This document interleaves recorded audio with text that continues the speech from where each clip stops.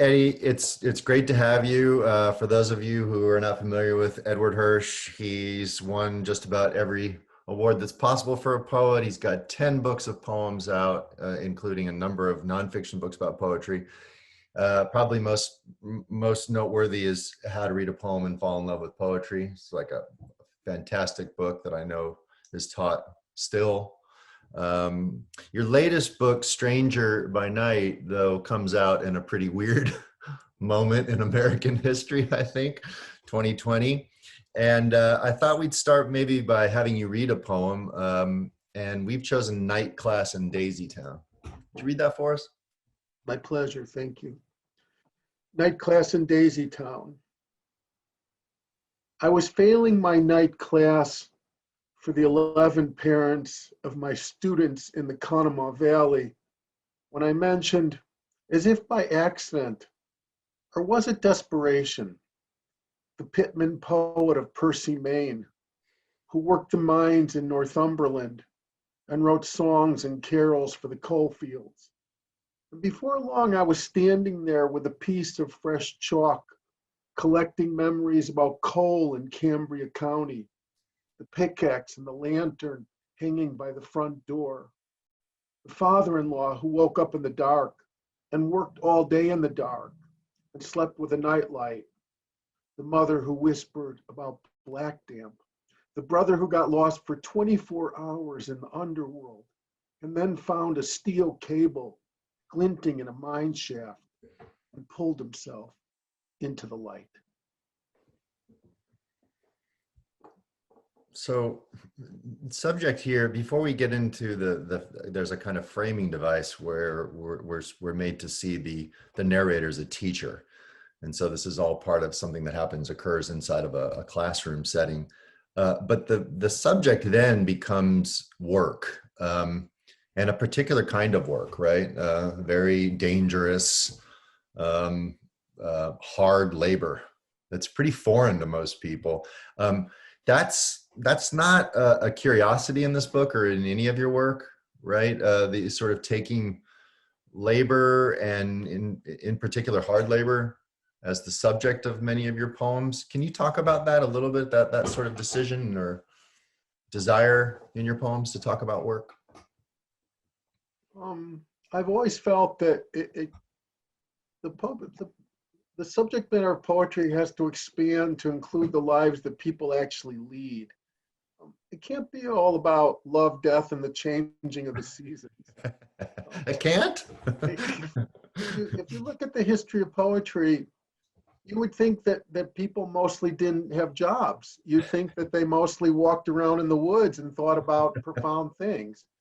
And, I love the poetry of the natural world, and I love all kinds of subjects for poetry, but work has really been underrepresented as a subject. And yet most people that I know, everyone that I know has a job and works and spends a lot of their life in different jobs. So I've always felt that work should be part of what you write about.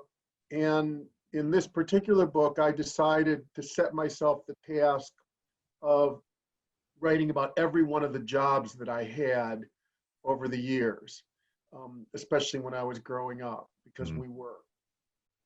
And then this poem, Night Class in Daisytown, in particular, is about, there's a sequence of poems I've written about my very first job teaching in Pennsylvania Poets in the Schools when I was starting out in the 70s, which I used to get sent to elementary and high school students in rural Pennsylvania to teach poetry writing to kids.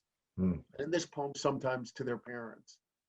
And I suppose maybe because I'm coming to the end of my teaching life, that I was very interested suddenly again in my first job teaching as part of the work of that. And it wasn't a very academic setting. It was elementary schools in rural Pennsylvania and trying to bring poetry to people and see how they responded to it. So. Yeah, well, I guess we go back to the framing bit of this too.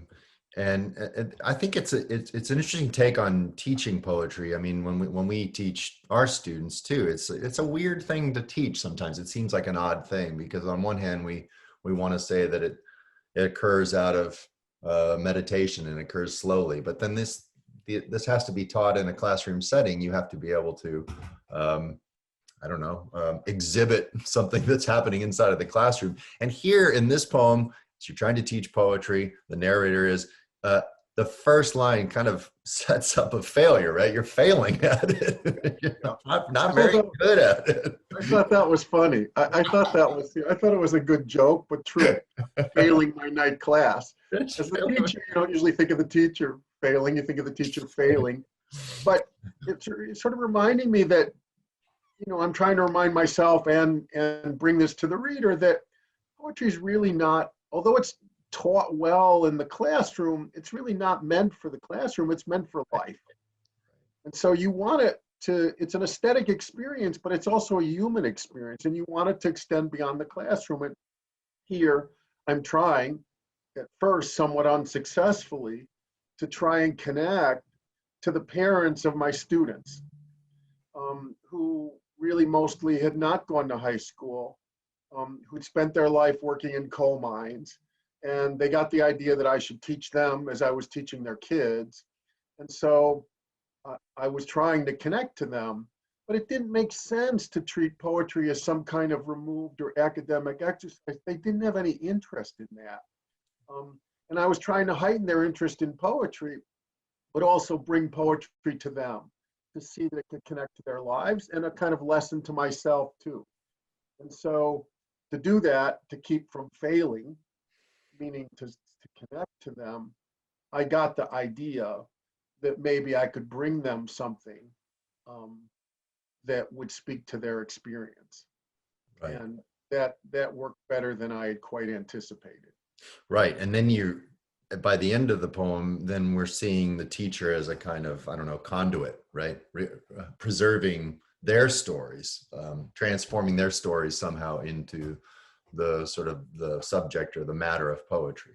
In a way, it's a bit of a found poem, or becomes a bit of a found poem, because in this particular poem, I'm doing what I used to do when I first started teaching, which is starting in teaching people poems, you're also teaching them how to write poems or to think about writing poems. And so here I'm standing at the blackboard and kind of curating the experience. That is, they're reminding, I'm sort of trying to trigger something in their memory about their own working lives in coal mines. And they're calling out, and I'm writing things down on the board. And I'd say the only difference is in the final poem from what I was doing then is I've now arranged it into some kind of a structure and organized it and just taken bits. But, it does try to create the experience in the poem of what was happening in the classroom, which is people, the Pitman poet of Percy, Maine, who was a literary coal miner, his poem seemed to open up memories for people, and they were starting to talk about their own experiences. And I was asking them of what was the most vivid in their memory of their experience working in the coal mine or working with coal miners. And I was just literally writing it down on the board.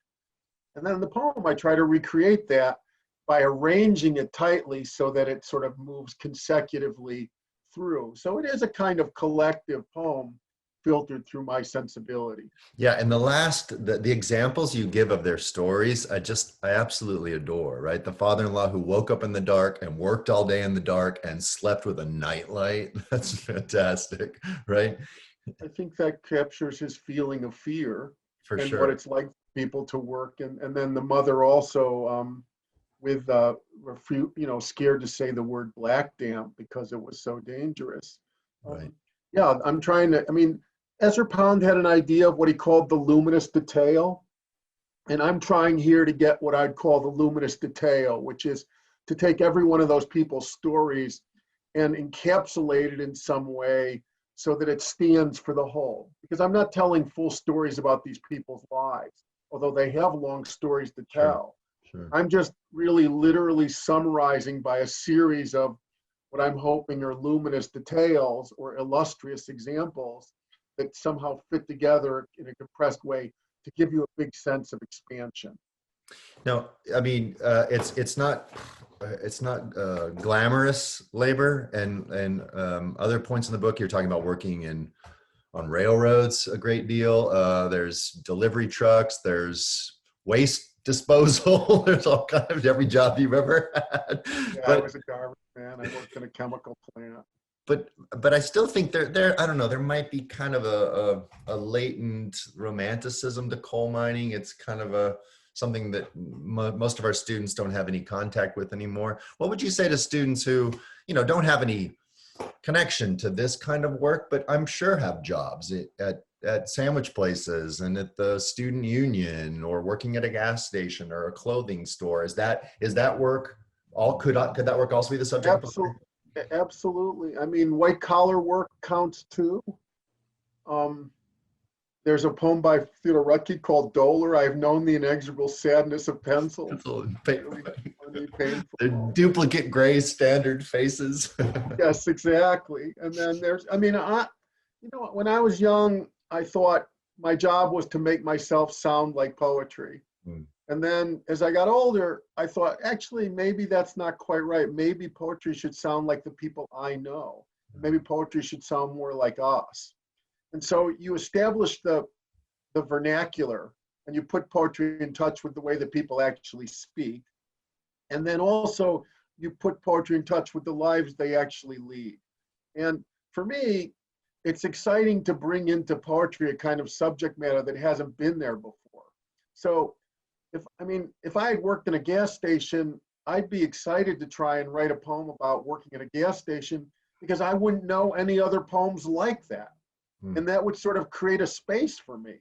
I mean, I'm immediately thinking, oh God, I wish I did. Because now I can have kind of metaphor of gas and fuel. And I mean, I see that. And then I'm thinking of that Edward Hopper painting of a gas station. And it starts to expand for me. Yeah. I think that there are all kinds of ways. You just have to find the way into your own experience. And I mean, not everyone has hard labor jobs. I hope they don't. Not everyone has jobs that are sort of gone out of fashion and are dying in the industrial Midwest, but everyone works. And so if you work at a checkout counter, or if you work in a dime store, or if you work in a Walmart warehouse, I don't see why that shouldn't also be part of poetry. I think that would be exciting to bring that in. And one of the things that I've discovered is that every job has a vocabulary.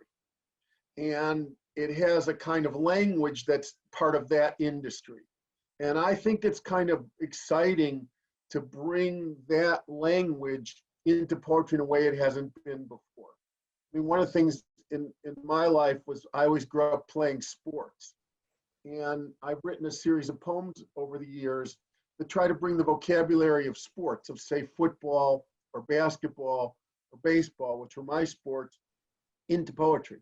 And I think that's exciting to kind of explore a kind of linguistic range that hasn't been there in poetry before.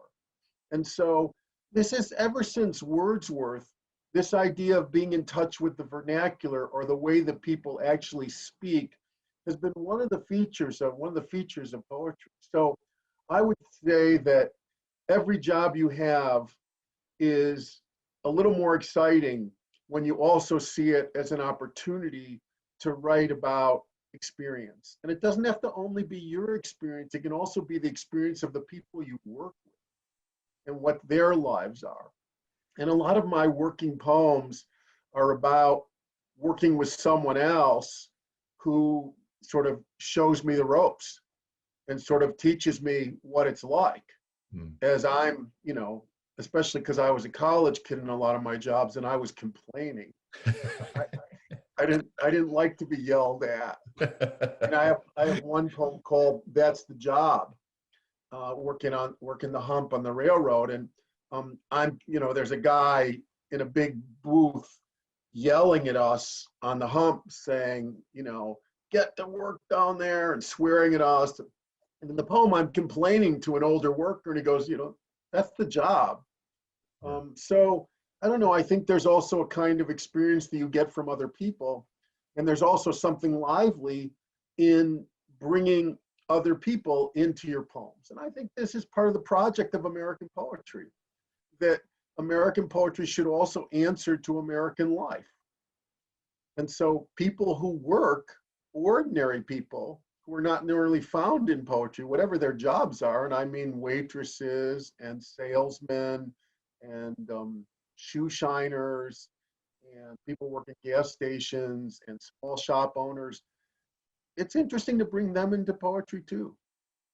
Yeah, I'm thinking of some of the, we could call them the unacknowledged poet laureates of work, right? Philip Levine, with whom you were very close, Pete Fairchild, people like these, talking, I think, very intimately about the rigors and This starts with Whitman. There Sure. are passages in Whitman where he sort of recounts what everyone is doing in a given moment in the day, all the laborers and workers. And this stream runs through William Carlos Williams, Sure. and then comes to Levine and Fairchild and Frost, even Frost. rural labor. Yeah, and you go all the way back Snyder. you can go all the way back to Virgil's bucolics and the Georgics. That's That's always that's been a part of poetry. it's Not. a kind of undercurrent in poetry, but I think it's worth making it visible. I agree. Well, Edward, National Endowment for the Arts Fellowship, Guggenheim, MacArthur, the list goes on and on. President of the Guggenheim, former illustrious professor at the University of Houston, Wayne State, former poet in the schools in Pennsylvania, railroad worker. I hope to see you. I hope to see you at the gas station on the corner before too long. Yeah, those days have passed, I'm afraid. Thank you very much.